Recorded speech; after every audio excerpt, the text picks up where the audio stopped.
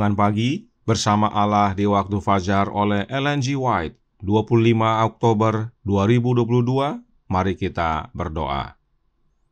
Bapa kami yang di sorga, Allah pencipta langit dan bumi, laut dan segala isinya, Allah yang maha besar, maha kuasa, sumber segalanya, yang kami sembah selalu melalui anak-Mu yang tunggal, Yesus Kristus. Terpujilah Yesus, anak Allah yang maha tinggi, yang adalah gembala kami yang baik.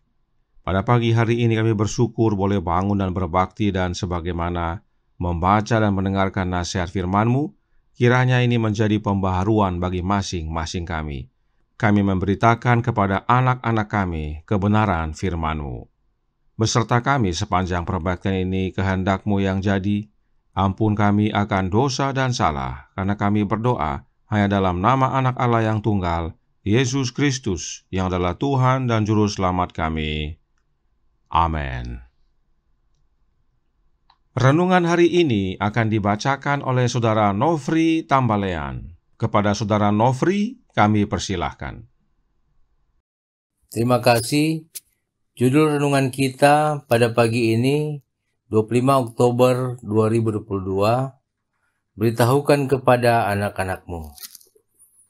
Ceritakanlah tentang itu kepada anak-anak-Mu, dan biarlah anak-anak-Mu menceritakannya kepada anak-anak mereka, dan anak-anak mereka kepada angkatan yang kemudian.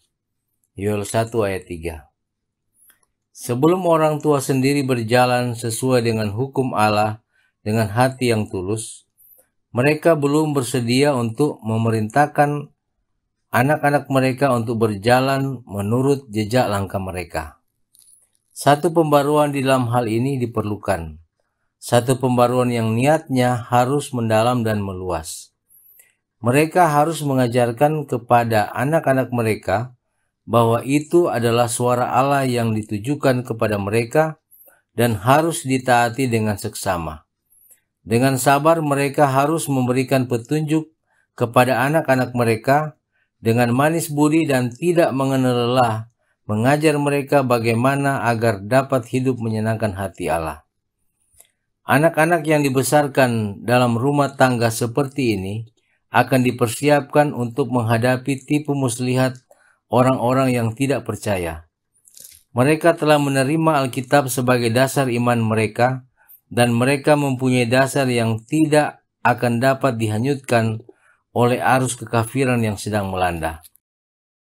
Seperti bapak-bapak di zaman dahulu, mereka yang mengaku cinta kepada Allah harus mendirikan sebuah mezbah bagi Tuhan di mana saja mereka mendirikan tenda mereka. Jikalau pernah ada satu waktu di mana setiap rumah tangga harus menjadi sebagai satu rumah doa, sekaranglah waktunya. Bapak-bapak dan ibu-ibu harus sering mengangkat hati mereka kepada Allah dalam permohonan yang rendah hati bagi diri mereka dan anak-anak mereka. Satu rumah tangga Kristen yang teratur baik merupakan satu alasan yang berkuasa dalam membela kenyataan dari agama Kristen. Suatu alasan yang tidak dapat dibantah oleh orang yang tidak percaya. Alfa dan Omega jilid 1 halaman 160-162. Rumah tangga adalah sekolah pertama bagi seorang anak, dan disinilah harus diletakkan dasar untuk pelayanan seumur hidup. Prinsip-prinsipnya harus diajarkan bukan hanya dalam teori belaka. Prinsip-prinsip itu harus membentuk latihan seumur hidup. Pelajaran yang menolong harus diajarkan kepada anak itu sedini mungkin. Lebih sempurna roh pelayanan sejati memenuhi rumah tangga. Lebih sempurna itu dikembangkan dalam kehidupan anak-anak. Mereka akan belajar menemukan kegembiraan dalam melayani dan berkorban demi kebaikan orang lain. Seri Membina Keluarga jilid 4 halaman 362. Terima kasih. Terima kasih atas penata layanan Saudara Nofri. Tuhan Yesus memberkati. Selamat pagi saudaraku dalam Tuhan. Tentang rumah, Roh Nubuat berkata dalam Signs of the Times, November 14 tahun 1911, paragraf 1, yang berbunyi, rumah adalah tempat di mana setiap kasih karunia sorgawi dapat dikembangkan. Apakah kasih karunia sorgawi tersebut? Reflecting Christ, halaman 102, paragraf 6, menyatakan, bawalah roh kasih karunia sorgawi ke dalam jiwa Anda, ke dalam pengalaman Anda. Inilah cetakan karakter Kristus. Kasih karunia sorgawi adalah karakter Kristus dan karenanya berasal dari Kristus.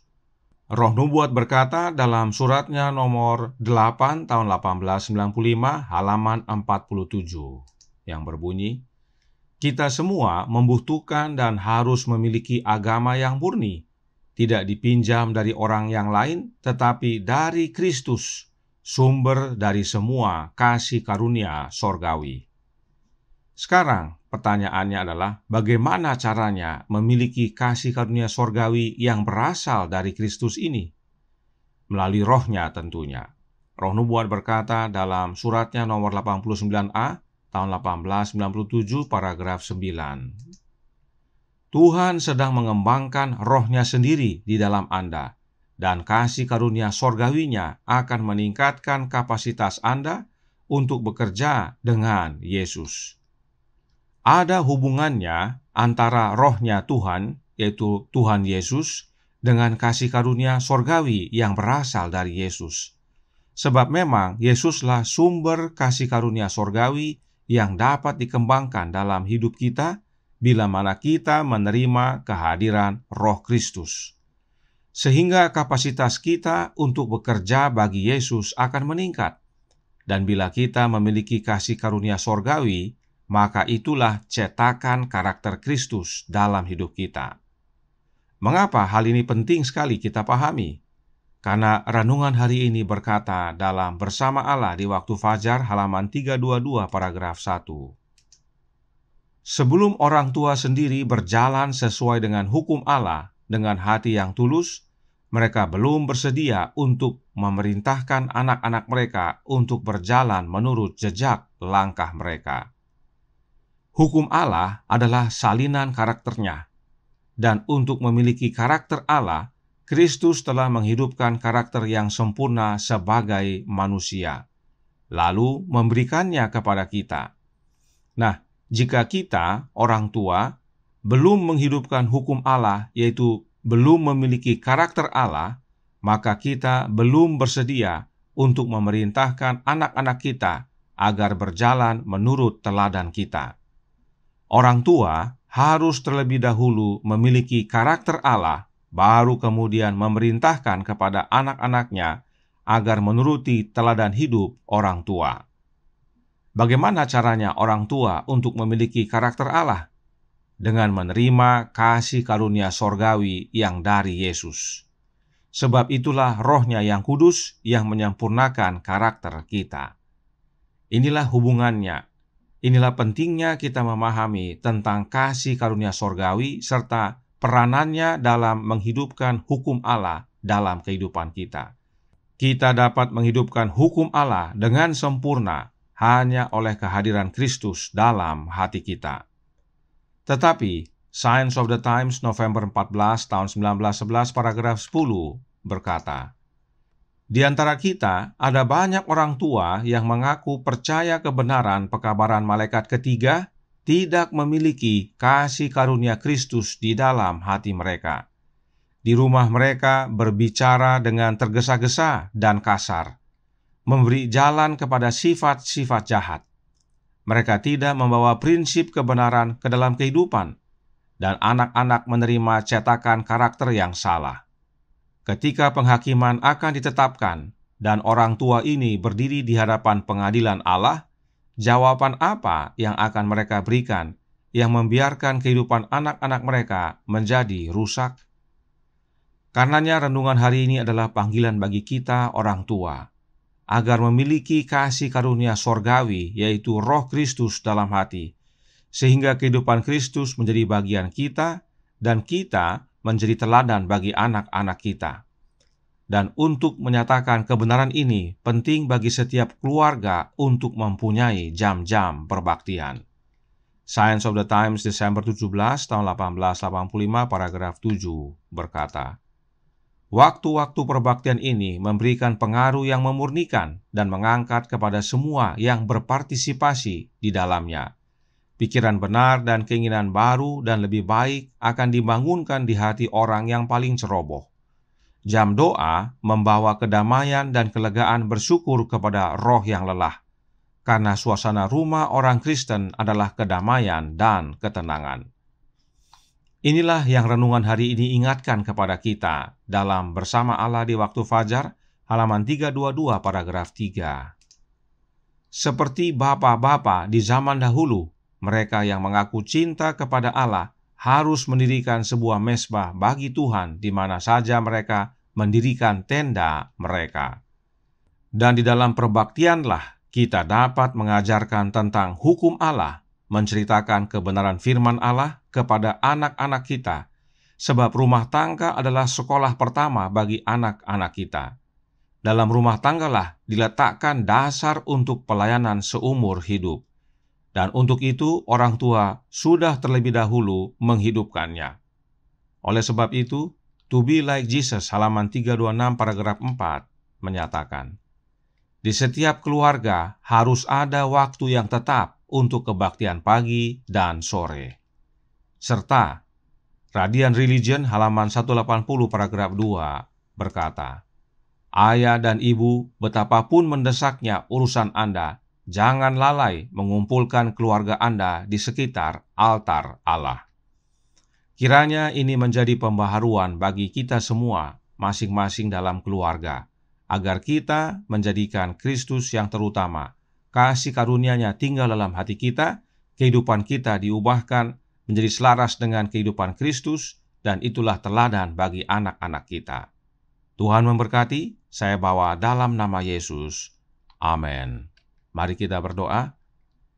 Bapa kami yang di sorga, Allah pencipta langit dan bumi, laut dan segala isinya, Allah yang maha besar, maha kuasa, sumber segalanya, yang kami sembah selalu melalui anak-Mu yang tunggal, Yesus Kristus.